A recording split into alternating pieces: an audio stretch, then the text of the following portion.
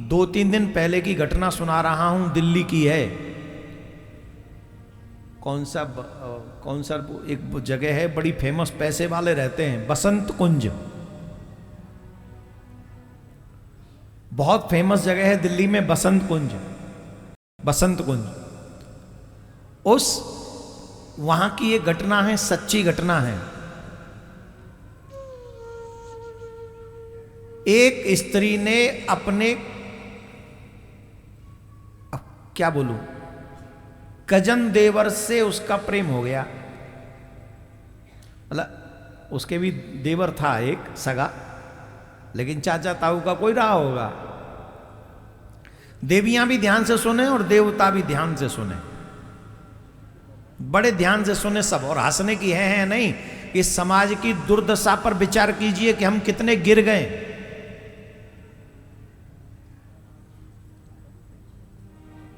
थोड़ा सा समाज की दुर्दशा पर चिंतन कीजिए आप। समाज हमसे, हमारे विचारों से ही निर्मित होता है। जैसे हम होंगे, जैसे हमारे विचार होंगे, वैसे ही समाज का निर्माण भी होगा। सुनो ध्यान से।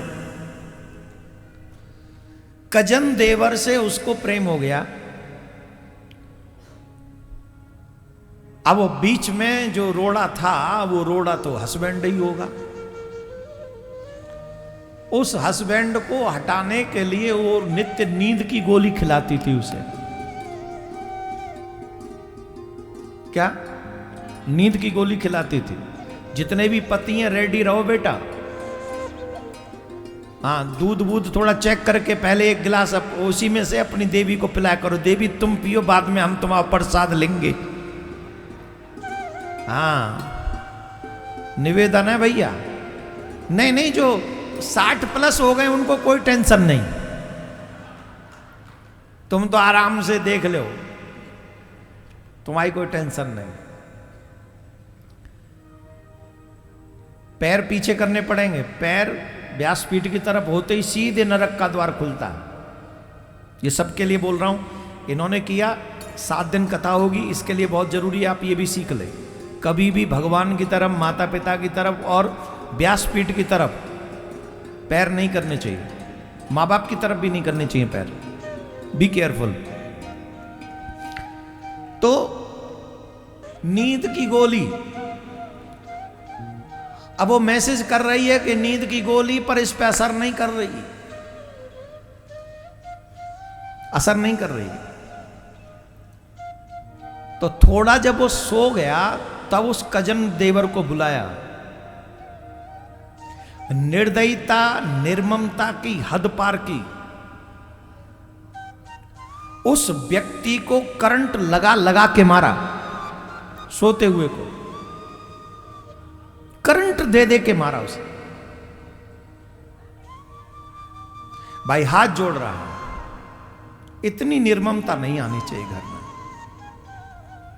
ऐसा भी कौन सा भूत सवार है, किसी को मार दोगे तुम? उसे मार दिया, वो मर गया। और मारने वाली कौन? उसकी पत्नी और उसका चाचा या ताऊ का भाई, लड़का, भाई उसका। ये समाज है। और ये समाज इसलिए ऐसा निर्मित हो रहा है क्योंकि आज के समाज में, आज के युवाओं को धर्म की नॉलेज नहीं है, धर्म का ज्ञान नहीं है। जब हमारे बच्चों को धर्म का ज्ञान नहीं होगा तो उन्हें वही लगेगा कि जो मूवी वाले कह रहे हैं, सोशल वाले कह रहे हैं, यही ठीक है। किसी की हत्या करना ये धर्म है? अपने पति, अपनी पत्नी को धोखा देना ही धर्म है? देवर जो बेटे के समान है, उसी से इश्क करना, मोहब्बत करना, क्या यह धर्म है? भाभी जो मां के समान है, उस मां पर भद्दी टिप्पणी करना या बातें करना या उनके प्रति ऐसा भाव रखना, यह धर्म है? नहीं नहीं। भाभी मां के समान होती है, देवर पुत्र के समान होता है। इसलिए रिश्तों की मर्यादा अगर आप लोग नहीं रखोगे तो हमारा समाज टूट जाएगा, ये भारत भारत नहीं रहेगा। आज तक लक्ष्मण जी, राम लक्ष्मण जानकी तीनों का नाम सेम टाइम आता है। किस लिए आता है?